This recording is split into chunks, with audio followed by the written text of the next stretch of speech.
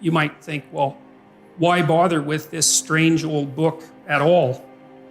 And that's a good question. You know, it's a contradictory document that's been cobbled together over thousands of years. It's outlasted kingdoms, many, many kingdoms. You know, it's really interesting that it turns out that a book is more durable than stone. It's more durable than a castle. It's more durable than an empire.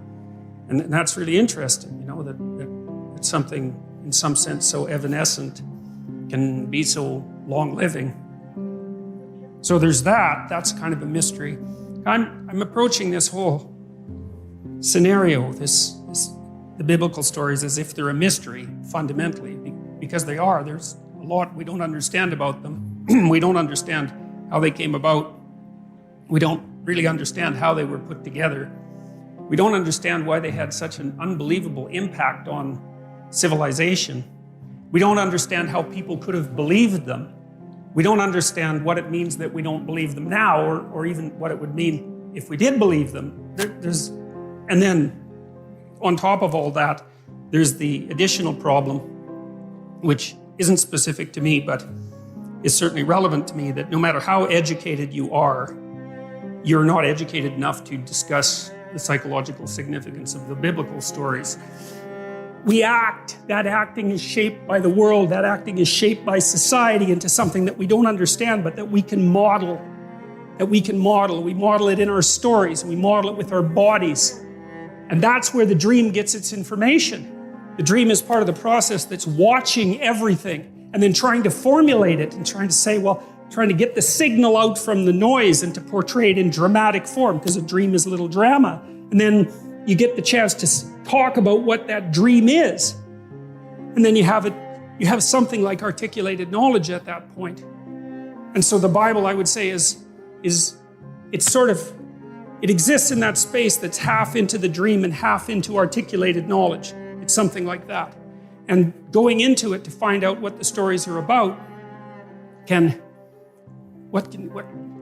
aid our self-understanding. And then the other issue is that if Nietzsche was correct, and if Dostoevsky or Jung was correct, and Dostoevsky as well, without the cornerstone that understanding provides, we're lost. And that's not good, because then we're susceptible to psychic pathology. That's psychological pathology.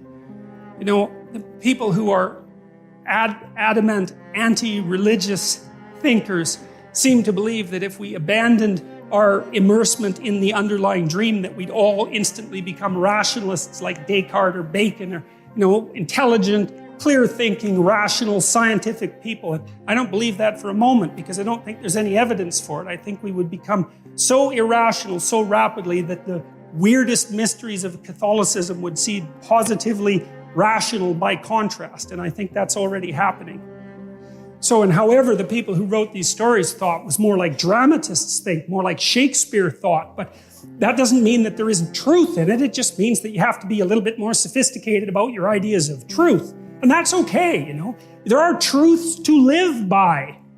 Okay, well, fine. Then we want to figure out what those are, because we need to live and maybe not to suffer so much. So if you know that what the Bible stories and stories in general are trying to represent is the lived experience of conscious individuals, like the structure of the lived experience of conscious individuals, then that opens up the possibility of a whole different realm of understanding and eliminates the contradiction that's been painful for people between the objective world and let's say, the claims of religious stories. I don't think that you can see it as beautiful and poetic and reject the underlying premises, because if you see it as beautiful and poetic, you're accepting the underlying premises with your experience of the beauty and the poetics, even though you may be fighting it with your articulated rationality. So I think all that indicates is a disintegrated perspective on the book. And it's not surprising that that's the case. I mean, it's the perspective that everyone has on the book, except with them it's more well-developed and well thought through. But I think it's fundamentally, they're not approaching the thing with enough respect. That's my sense, is that, and who knows, right? Because I don't know, but what I've tried to do is to think, there's probably more to this than I know. and then tried to understand it from that perspective, rather than to think, for example, well, it's a collection of superstitions that we've somehow outgrown. It's like, no, it's just, sorry, that's not a deep enough analysis, because it's got some truth, but it doesn't take into account the fact that the propositions still stand at the foundation of our culture. It doesn't address Nietzsche's central concern, which is that if you blow out the notion of God, the entire structure crumbles. And you can debate that, fine. But I'd, just assume that you debated it with Nietzsche, because he's a pretty tough customer to tangle with. So, and I don't think the atheist types, insofar as there's a type, I don't think they've wrestled with the real problems. The more cynical, what you call criticisms of the Bible and the religious tradition, criticisms like Marx's or Freud's even, for that matter, make the case that it's a manifestation of power in politics, and that there's always a political or economic motivation behind the construction of the stories.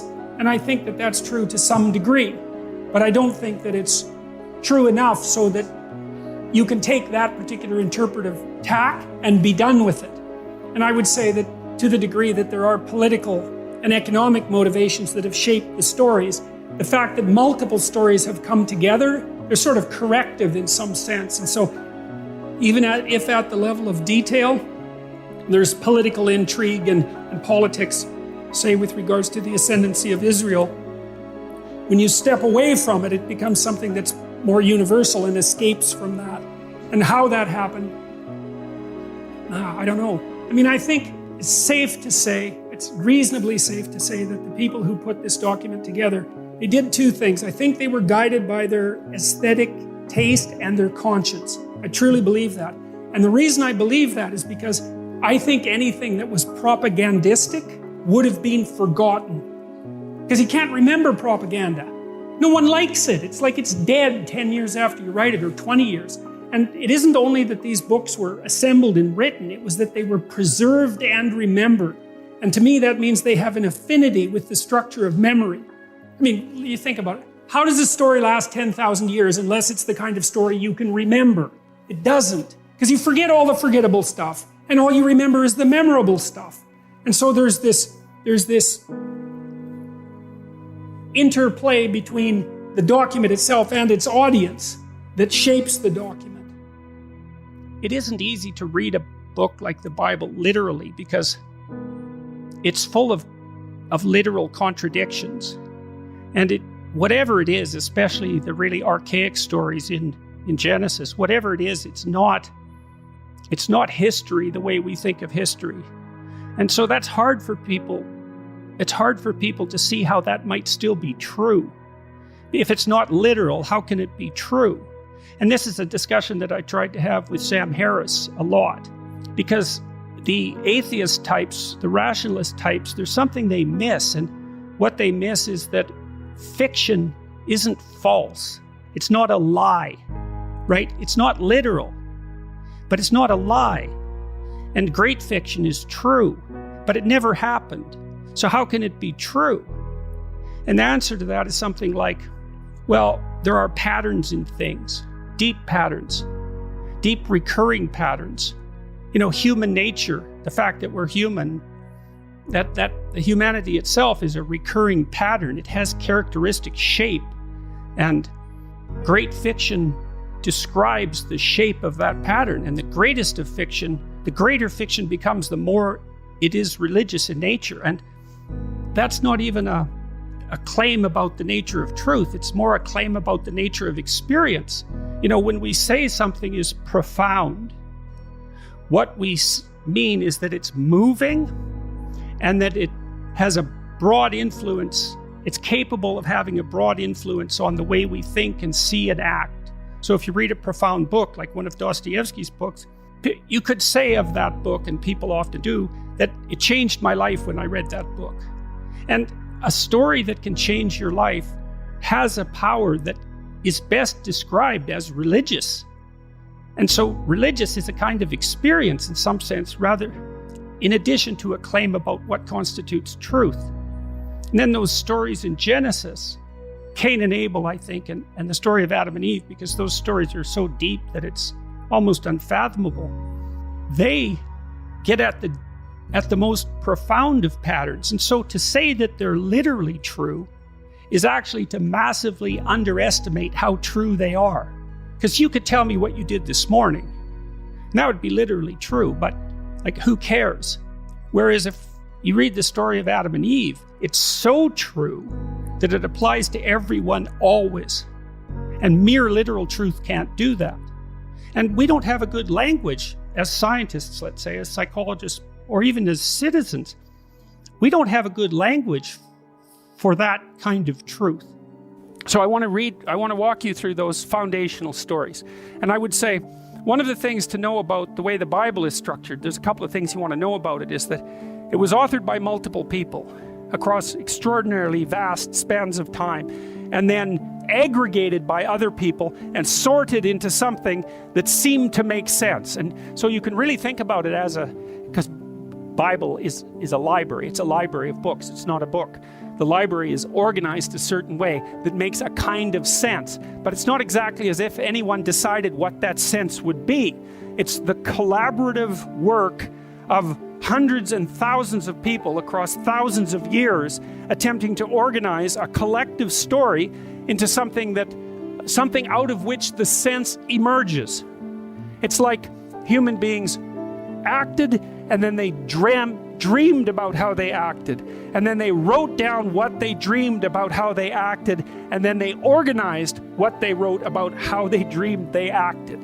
And that's how that book came into being. And the information that's within it emerged from the behavioral level upward, right? Rather than being imposed top down. Now there's a feedback, right? Because if you understand how you act, then that changes how you act. And so you can't avoid the top down feedback, but a tremendous amount of the information in there, and this is why it's revelatory information, we don't know. It's in there because how we act is informative. And then if you represent how we act, that's informative. But the information came from how we act, not from the representation of how we act. And then you might think, well, how did we learn how to act? And the answer is, we've been trying to figure out how to do that for 3.5 billion years. There's lots of information encoded in our actions and in our social interactions, way more than we understand. So we're acting something out. We don't understand what it is, but we're doing our best to pull that information upward, partly by dreaming about it. That's what you're doing at night. You're trying to figure out what the hell you're up to. Well, you don't know because you don't know yourself in totality. How could you possibly know? Best you can do is dream yourself up and then speak yourself into some sort of articulated existence. It's just an approximation, because whatever you are, rapidly supersedes whatever you think you are. That's why people constantly shock themselves, you know. If you were only what you thought of yourself, well, wouldn't life be simple? You'd know exactly what you were doing all the time, and you could even control your own behavior. Well, good luck with that. You can't do that for yourself, much less for other people.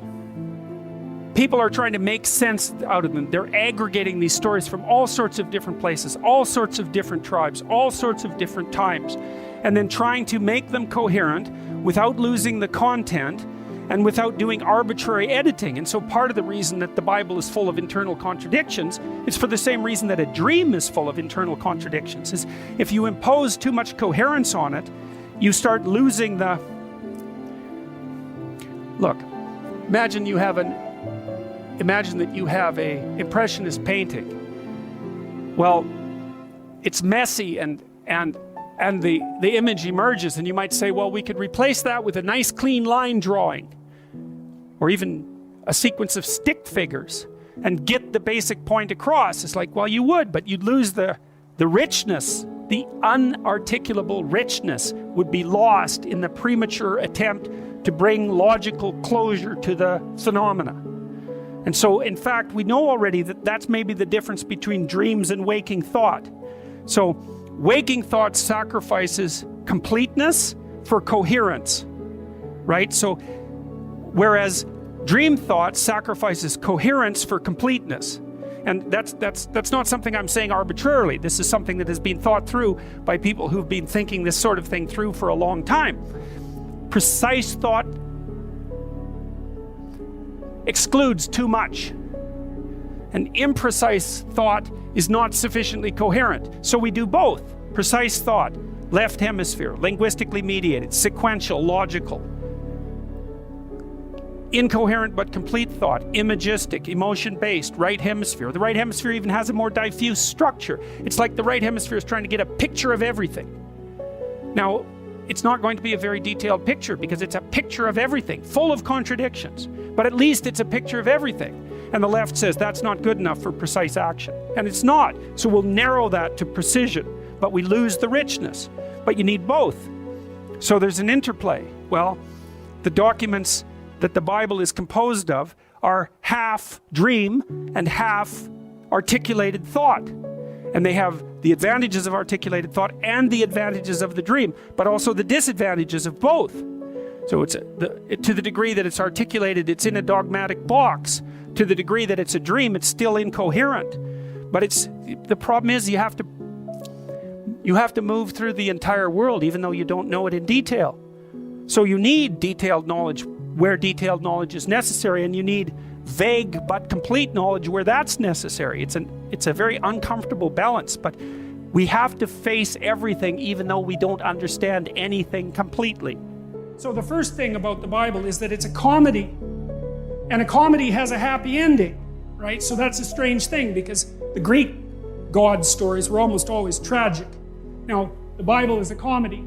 It has a happy ending. Everyone lives. There's a heaven. So now, what you think about that is a completely different issue. I'm just telling you the structure of the story. It's something like there was paradise at the beginning of time, and then some cataclysm occurred and people fell into history, and history is limitation and mortality and suffering and self-consciousness. But there's a mode of being, or potentially the establishment of a state, that will transcend that. And that's what time is aiming at. So that's the idea of the story. Now, it's a funny thing that the Bible has a story because it wasn't written as a book, right? It was assembled from a whole bunch of different books. And the fact that it got assembled into something resembling a story is quite remarkable. The question is then, well, what is that story about? And how did it come up as a story? And then I suppose as well, is there anything to it? It constitutes a dramatic record of self-realization or abstraction. I already mentioned that. It's like the idea, for example, of the formulation of the, let's say, the image of God is an abstraction. That's how we're going to handle it to begin with. I want to say, though, because I said I wasn't going to be any more reductionist than necessary, I know that the evidence for genuine religious experience is incontrovertible, but it's not explicable.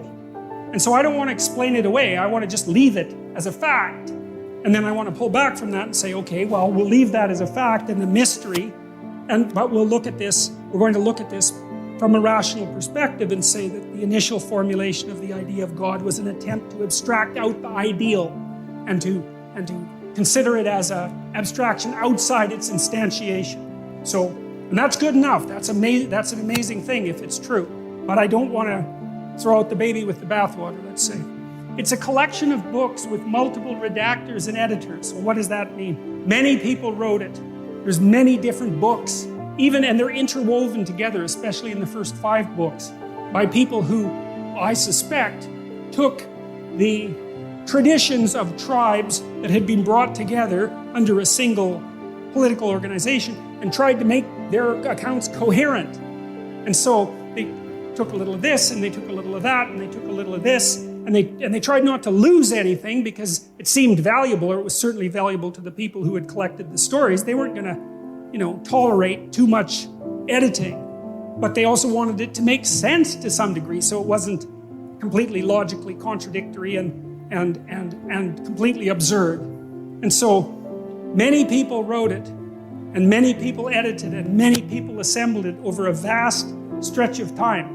And we have very few documents like that. And so just because we have a document like that is sufficient reason to look at it as a remarkable phenomena and try to understand what it is that it's trying to communicate, let's say. And then I said it's also the world's first hyperlinked text, which is that again, and very much worth thinking about for quite a long time.